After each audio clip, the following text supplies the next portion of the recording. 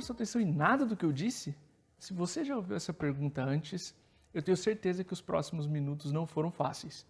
E não importa a resposta ou se você consegue relembrar as últimas palavras de quem você estava conversando. Só a sensação de que você estava flutuando no espaço já é o suficiente para disparar essa pergunta. Isso porque nós temos uma necessidade muito grande de sentir que a nossa comunicação foi correspondida. E quando a gente não tem a certeza que o nosso interlocutor está prestando atenção, essa frustração surge imediatamente. Para fazer uma venda sob medida, você vai precisar de um ouvido muito atento. Não é possível passar confiança para um cliente se você não consegue prestar atenção no que ele está dizendo. Já reparou o quanto a qualidade da sua próxima pergunta denuncia se você estava atento às últimas palavras do seu interlocutor? Muitas vezes é a qualidade dessa pergunta que dispara o questionamento sobre o seu grau de atenção. A má notícia é que se essa pergunta vem de um cliente e não de um amigo, não tem segunda chance para causar uma boa impressão.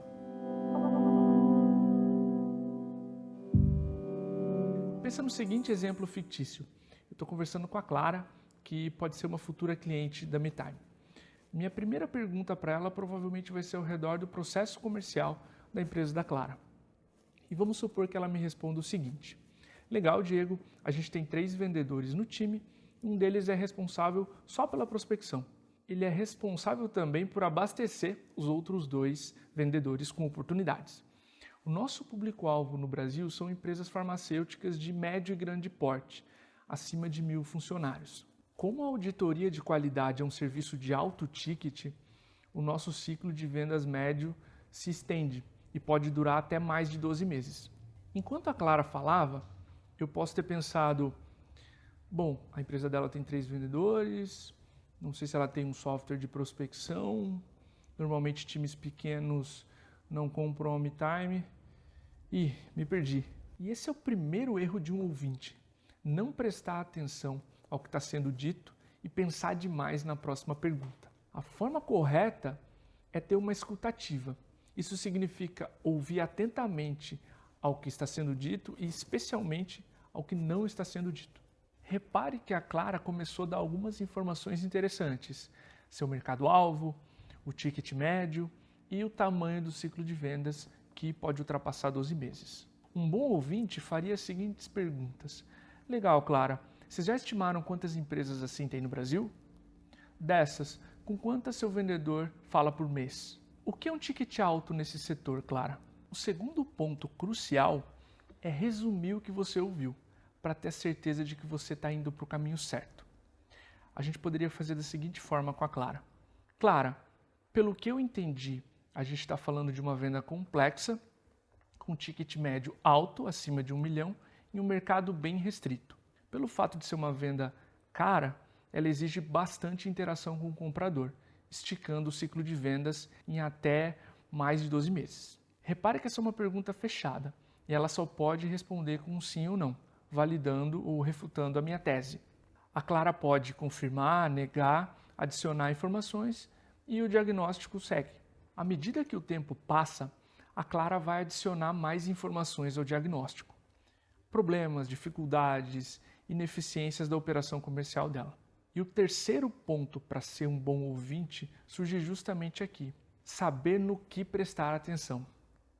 E isso significa que eu sei separar o que é importante do que é acessório. Nós vendedores temos dificuldades em ouvir, não porque a gente não é estimulado a ouvir o cliente, mas muitas vezes a gente não sabe no que prestar atenção. Eu vou simular com vocês um exemplo real que aconteceu comigo durante um diagnóstico para MeTime. Eu conversava com um amigo e 2 diretores da sua empresa sobre uma possível implantação da MeTime lá. Cada um deles, durante a reunião, verbalizou um problema diferente. Por experiências anteriores, eu sabia que a empresa precisava de foco. E a minha pergunta foi: pessoal, eu quero ouvir de vocês antes de dar um palpite. Se a gente tivesse que resolver um desses problemas até dezembro desse ano, qual vocês escolheriam? E a resposta foi unânime. Infelizmente, era o problema que os afastava da MeTime naquela época, mas a semente foi plantada por uma parceria que veio anos depois. Faça-se a seguinte pergunta: entre tudo que o meu cliente diz, o que mexe o ponteiro? Por exemplo, na MeTime, Quando um cliente diz o tamanho do time comercial, eu não me empolgo, porque isso não diz nada sobre o problema. E quando ele começa a falar sobre o mercado-alvo para quem ele vende, também pouco indício. Agora, quando ele começa a falar como a empresa ganha dinheiro, ou seja, o modelo de negócio, eu sei que o papo está esquentando. E quando ele diz, olha, Cordovez, eu não tenho ideia do que os meus vendedores dizem na prospecção e se eles estão falando o que a gente combinou, aí eu tenho certeza que a MeTime pode ajudar e que eu achei um problema relevante. Eu vou praticar com a Nara agora alguns exemplos para que fique mais fácil de entender esse conceito. Legal, Nara. Esse nosso último papo é sobre como a gente ser um bom ouvinte. Então eu queria te fazer algumas perguntas em relação ao plural, especialmente sobre o futuro. Posso? Claro, vamos Legal. lá. A gente está fechando um ano. Eu imagino que tu tenha planos para a estrutura da empresa. Tu como a líder, como a CEO da Plural, o que tu está imaginando para o próximo ano em termos de, primeiro, clientes? Perfil de cliente, quem vocês provavelmente continuarão atendendo, quem não está tão interessante para vocês. Depois a gente investiga internamente. Pode ser? Claro, vamos lá. A gente hoje tem uma proposição de valor muito fechada e muito clara para a empresa de tecnologia. Esse ano a gente explorou alguns outros segmentos de outros produtos que funcionou legal, foi uma experiência positiva com consultoria. Então, eu acho que a gente tem uma visão aí de conseguir construir outros produtos nesse sentido. A Plural, ela trabalha dentro de uma mesma metodologia que culmina nos diferentes serviços, né? Então, a mesma metodologia que a gente trabalha nos cursos, que a gente trabalha em mentoria, que a gente trabalha na consultoria. Então, isso faz com que a gente siga essa mesma linha. Mas a parte de cursos hoje é uma coisa que a gente quer trabalhar cada vez mais com outros segmentos, né? É bem self-service, então a gente não precisa ter alguém no time com esse conhecimento específico para dar um direcionamento mais customizado, como é o background que eu tenho na área de tecnologia. Então, essa é uma solução que deve avançar. Os trabalhos de mentoria em grupo é algo que fomenta muito a troca e comunidade, então uma das coisas que a gente quer estimular para o próximo ano é fomentar essa comunidade de profissionais na área de canais, e aí a gente não necessariamente precisa restringir segmento de novo, né, porque a gente está falando muito mais do profissional e não só da indústria, então também é uma das formas que a gente quer atacar isso. E daí para fomentar esses projetos aí, investir em novas mídias mesmo, conteúdo sempre sendo mãe, mas como que a gente pode explorar outros formatos e outras mídias aí para conseguir trabalhar cada vez mais matéria-prima aí para esses serviços. Legal. Tu mencionou software como a tua principal vertical do produto consultoria, né? De clientes do produto consultoria. Que outras verticais tu tá imaginando para os produtos de curso online, né, que tu mencionou, essa expansão no ano que vem? Para os produtos de curso online, a gente já consegue atender bem serviços, então tem algumas indústrias também, então esses são hoje fits que a gente já trabalha dentro dessa, que conseguem aproveitar. Mesmo dentro de software, a gente ainda tem softwares que são empresas mais antigas, perfeito, legado, e mais o modelo de SaaS, né? Então, hoje os dois a gente atende, mas o modelo de SaaS é onde está a maior parte dos nossos clientes. Então, acho que ainda dentro de software tem essa bifurcação aí que a gente pode explorar melhor, né? Legal. É o cliente mais frequente na MeTime também. Eu acredito que um pouco pela maturidade comercial, não sei se é o teu feeling, o que eu acredito para o software da MeTime, pela maturidade do software como um serviço, o SaaS, como a gente está mencionando. Ótimo, deu para entender um pouco do que vai acontecer com os clientes da Plural. Internamente, como vocês se planejam para o próximo ano, para os próximos 12 meses, para atender essa demanda nova que vai surgir? A gente precisa reforçar principalmente 3 pilares aqui, né? Um braço de marketing para trabalhar esses novos formatos de geração de demanda, o braço de pré-vendas, então a gente provavelmente vai precisar de um reforço aí justamente para essa qualificação e direcionar para o serviço mais adequado os clientes. Então é algo que o marketing e o pré-vendas aí vão ter que quebrar um pouco a cabeça de como fazer isso o mais fluido possível. E daí mais braço para execução dos projetos também, né? Perfeito, mais analista de projetos, para atendimento. Legal. Tu mencionou antes que tu tinha uma pessoa em marketing e uma pessoa em pré-vendas. É duplicar esse time? Colocar pelo menos duplicar, Legal. Qual que tu imagina que é o volume que essas pessoas vão atender esses dois recursos, né? Tanto no começo quanto, sei lá, 6 meses adentro, em termos de número de empresas?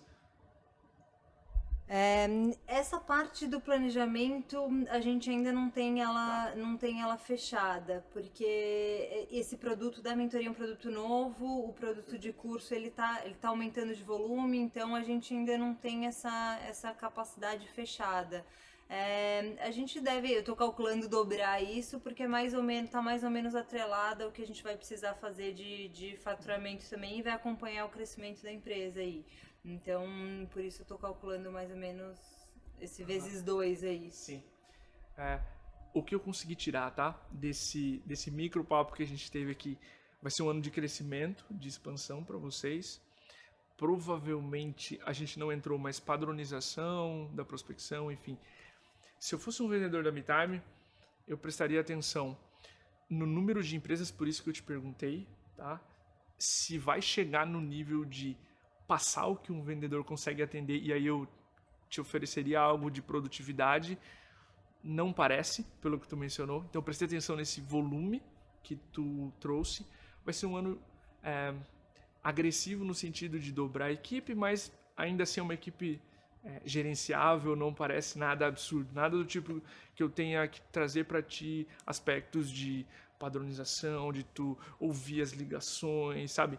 Então, eu como MeTime prestaria atenção nesses aspectos de plano de futuro ao ser um bom ouvinte. O que tu está traçando para o ano que vem, como isso reflete dentro da empresa e tirar um pouco de ruído do que é importante. Tá? Por exemplo, quando tu fala em marketing e pré-vendas, marketing normalmente é algo que eu sinalizo para o meu cliente investir também, porque só dobrar o time comercial dá problema, né? Mas tu mencionou esse aspecto, para mim estaria tranquilo, porque eu sei que tu vai cuidar tanto da ponta que gera a demanda, né? Então esse aspecto estaria cuidado. O que eu, por exemplo, não conseguiria gerar e que eu interpretei que foi ruído para mim no processo da MeTime, cursos online. Eu não te ajudo com isso, eu nem entrei nesse papo, sabe? Foi só assim, deixa eu entender se vai entrar algum player na vertical, mas deixei um pouco de lado porque não poderia te ajudar, sabe? Não sei como é que tu vê essa parte do papel do vendedor de saber o que prestar atenção e o que ignorar. Como é que tu vê isso? Como é que praticava isso, enfim?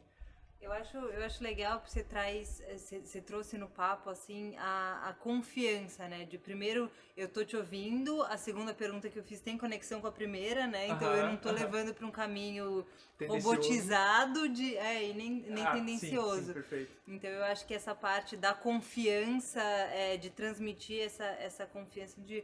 pode falar, a gente tá num papo aqui, pode ser que funcione pra você, pode ser que não, então quem tá do outro lado também fica mais confortável de abrir esse tipo de coisa. Legal.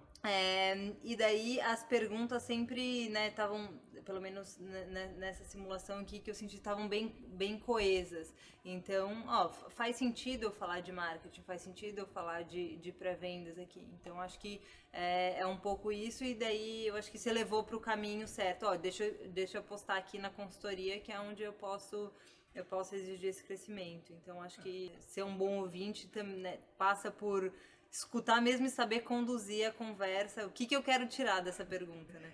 Tu mencionou um aspecto perfeito. Eu puxei para o lado agora, te explicando de separar o joio do trigo, que é importante e o que não, mas tu mencionou um aspecto que é: eu, vendedor, preciso ter escuta ativa. Se eu faço uma pergunta que não tem nada a ver, eu gero em ti um desconforto, ele não tá me ouvindo.